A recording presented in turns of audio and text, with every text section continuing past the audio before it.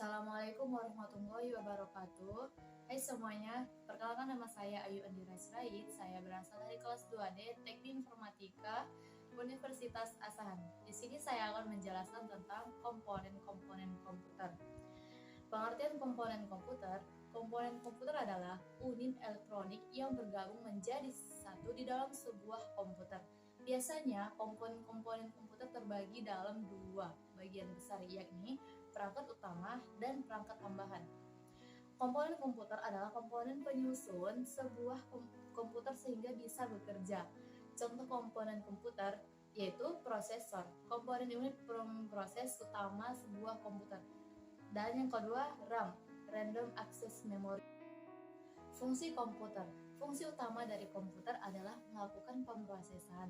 Yang diproses adalah berbagai macam data dan informasi yang diberikan oleh perangkat input. Kemudian data yang tersimpan dalam memori internal akan diproses untuk menghasilkan informasi baru yang nantinya akan dikirim ke perangkat output dan input.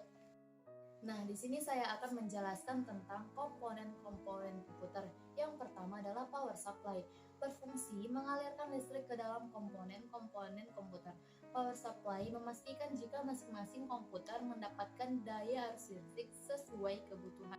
Yang kedua ada RAM, Random Access Memory, yang merupakan memori internal yang berfungsi menyimpan data di komputer kamu.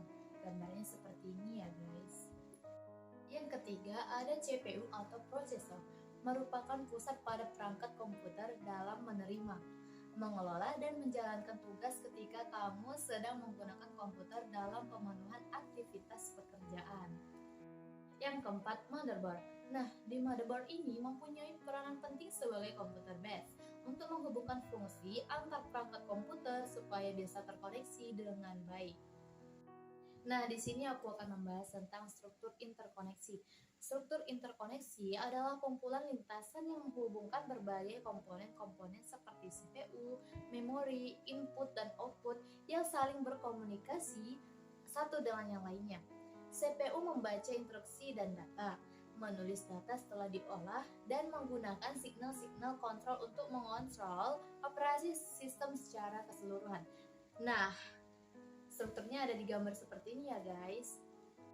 Yang pertama ada interkoneksi bus.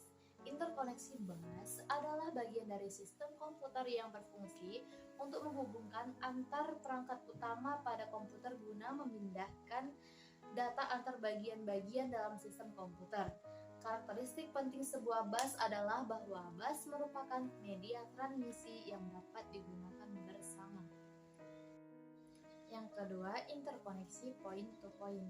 Interkoneksi point-to-point merupakan solusi untuk menghubungkan dua area yang berjauhan dengan menggunakan metode nirkabel sehingga akan lebih hemat tanpa penggunaan kabel yang banyak jika jarak yang harus ditempuh oleh kabel jauh. Dalam jaringan, point-to-point protocol atau PPP adalah data link protokol yang umum digunakan dalam membangun hubungan langsung antara dua node jaringan. Hal ini dapat menyediakan koneksi autentikasi transmisi enkripsi, yaitu menggunakan ECP, RFC 1968, dan kompresi. Terakhir ada PCI, Perpetual Component Interconnects. Pengertian PCI adalah bus yang didesain untuk menangani beberapa perangkat keras.